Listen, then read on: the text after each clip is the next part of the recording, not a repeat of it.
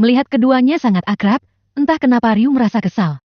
Kakinya bergerak hendak melangkah mendekat namun terhenti ketika melihat sopir ayahnya tiba-tiba lewat, masuk ke dalam dan menghampiri mereka berdua. Ryu tak langsung mendekat, dari kejauhan dia memastikan apa yang tengah terjadi. Tuan, silakan. Sang sopir memberikan sebuah salep pada Ogawa. Terima kasih. Ogawa mengambil alih salepnya dan segera beranjak berdiri lalu bertekuk lutut di hadapan Naomi. Tunggu, apa yang sedang kau lakukan? Naomi terkejut melihat Ogawa tunduk di hadapan dan hendak menyentuh kakinya. Lututmu terluka, bukan? Aku hanya ingin mengoles salep di kakimu. Memangnya apa lagi? Keduanya saling menatap di saat Ryu, dari kejauhan mulai mendekat. Dia tidak membutuhkan itu. Sahut Ryu, meraih tangan Naomi. Ogawa menatap wajah putranya yang posisinya jauh lebih tinggi, tidak menyangka jika Ryu akan datang dengan dirinya dalam keadaan seperti itu.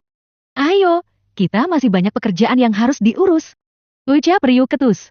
Menarik paksa tangan Naomi dan membawanya keluar dari kantin. Perlahan Ogawa beranjak berdiri, tatapannya penuh tanda tanya masih tertuju pada mereka berdua yang melangkah pergi. Seketika saja Ryu mengempaskan tangan Naomi. Apa yang sebenarnya kau lakukan? Dengan luka di kakimu itu, apa kau sengaja menggoda ayahku? Hah? Naomi terkejut bukan main, mendengar tuduhan Ryu yang tak berdasar. Aku menggoda ayahmu, Presdir? Aku butuh jawaban, bukan pertanyaan. Lalu, apa yang aku lihat tadi? Tatapan Ryu penuh curiga. Kau sampai membuat ayahku tunduk di depanmu. Aku yakin kau melakukannya karena sengaja. Jadi, kau diterima bekerja di perusahaan karena berhasil merayu ayahku. Lanjut Ryu dalam hati. Aku tidak akan membiarkan hal itu terjadi. Tuan Ogawa bermaksud membantu karena melihat lututku terluka. Aku tidak bermaksud. Lupakan. Sahut Ryu, membuang perhatiannya ke arah lain. Di mana Ken? Hubungi dia karena kita harus segera kembali. Naomi terdiam sesaat sebelum mengambil ponselnya, dia tidak mungkin salah dengar. Jelas-jelas Ryu menuduh dirinya menggoda Tuan Ogawa. Aneh, kenapa dia bisa berkata hal demikian? Aku datang kemari untuk mengambil perusahaan ayahku, bukan untuk menggoda ayahmu. Bodoh. Dalam perjalanan kembali ke perusahaan, tak ada percakapan sepatah kata pun di antara mereka berdua, Ryu dan Naomi hanya saling melirik dari bayangan pantulan kaca di mobil. Bahkan saat sampai di perusahaan, Ryu masih diam. Berjalan begitu saja melewati Naomi saat kembali ke ruang kerjanya. Aneh, aku tidak melakukan kesalahan apapun tapi kenapa dia bersikap seperti itu? Gumam Naomi. Kenapa kau bicara sendiri? Sahut Akana. Tidak apa-apa, hanya bingung karena sesuatu. Nona Naomi? Ucapkan yang tiba-tiba datang. Iya? Perhatian Naomi beralih ke Ken yang berdiri di pintu. Presdir memintamu mengambil berkas di ruang perpustakaan. Baiklah. Aku akan segera mengambilnya. Naomi melangkah pergi, meninggalkan Akane berdua bersama Ken. Dan kau, kenapa akhir-akhir ini aku sering melihatmu di pantry?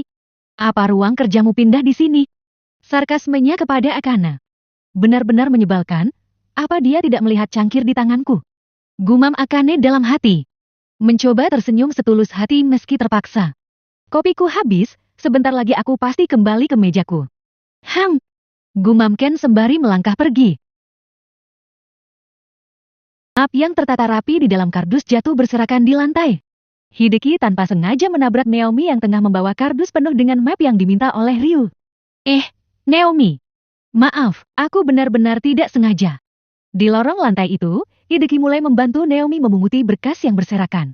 Menjadi satu tumpukan dan memasukkannya kembali ke kardus. Oh, tidak apa-apa.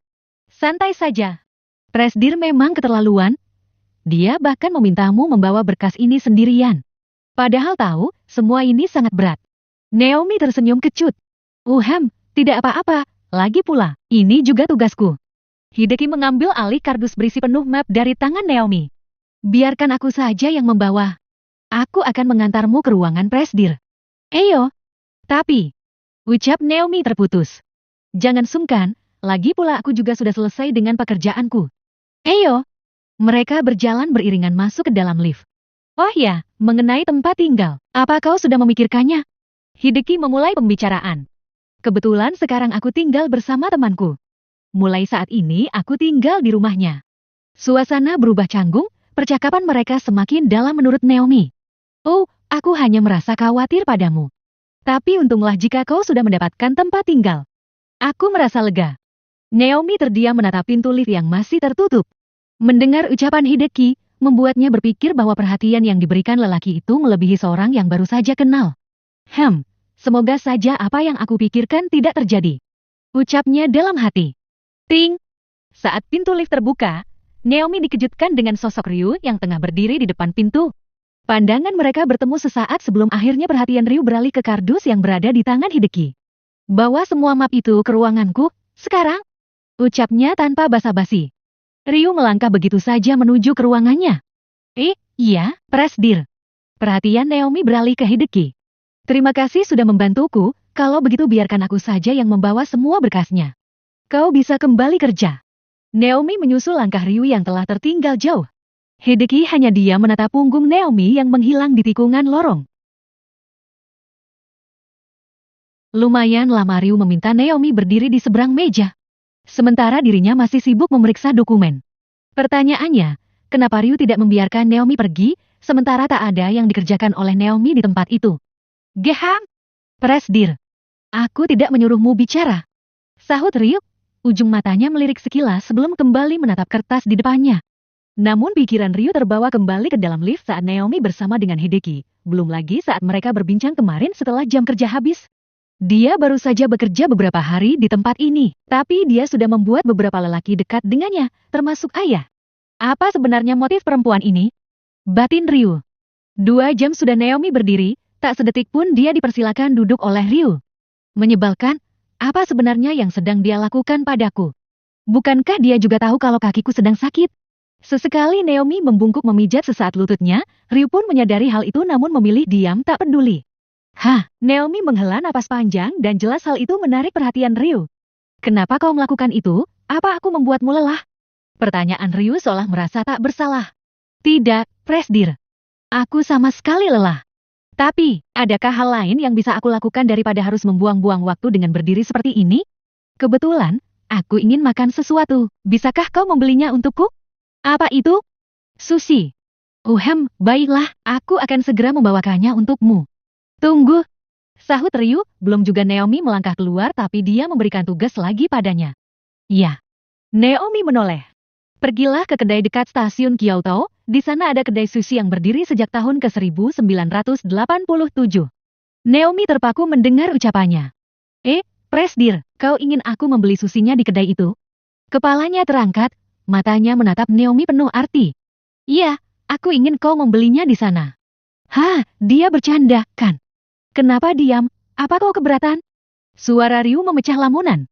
Tidak. Tidak, Presdir, aku akan membelikannya untukmu. Naomi bergegas pergi, menuju ke kedai yang dimaksud. Gila, apakah ini tidak akan terlambat? Aku hanya memiliki waktu 2 jam. Sementara waktu istirahat makan siang tersisa 1 jam dari sekarang. Sementara itu di ruangan, perhatian Ryu masih tertuju ke pintu. Kenapa dia selalu mengingatkanku pada seseorang? Tapi siapa perempuan itu?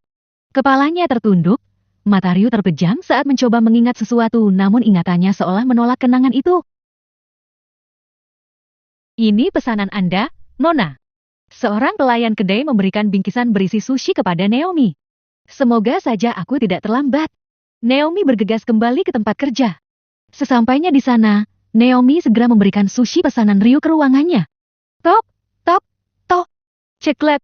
Perhatian Naomi langsung teralihkan ke Ryu yang berdiri di depan sana. Lelaki itu berdiri memunggungi. Sibuk berbicara dengan seseorang melalui ponsel. Setelah melihat kedatangan Naomi, Ryu memilih menutup panggilannya. Aku akan menghubungimu nanti. Setelah menyimpan ponsel ke saku celana, perhatian Ryu beralih ke Naomi. Kau mendapatkannya? Melirik sekilas bingkisan di tangan Naomi. Sesuai dengan pesananmu, Presdir. Ini sushi yang kau minta, dan ini struk pembelian sebagai bukti kalau aku membeli di tempat yang kau inginkan. Naomi sengaja melakukan itu agar Ryu tak mencari kesalahan dirinya. Ryu hanya diam, tak menyangka Naomi telah selangkah lebih waspada. Kini, dia tengah sibuk membuka bingkisan berisi sushi. Otaknya juga sibuk mencari cara untuk membuat agar Naomi melakukan kesalahan lain. Hening, Ryu hanya diam menatap aneka sushi di depannya. Bola matanya bergerak menatap tajam mata Naomi. Aku tidak suka salmon, aku juga tidak suka alpokat. Ryu mendorong bingkisan ke ujung meja. Bagaimana ini? Aku tidak bisa makan karena semuanya memiliki isi yang tidak aku sukai. Ya, aku sudah menduga kau pasti akan mencari kesalahanku lagi. Tapi aku tidak mengira kau akan menggunakan hal itu sebagai alasan. Sial, aku ceroboh. Seharusnya aku bertanya dulu sebelum membeli susinya. Racau Naomi dalam hati. Aku tidak suka memperkerjakan seseorang yang membuat kesalahan, tapi sayangnya, kau direkomendasikan oleh ayahku bekerja di sini.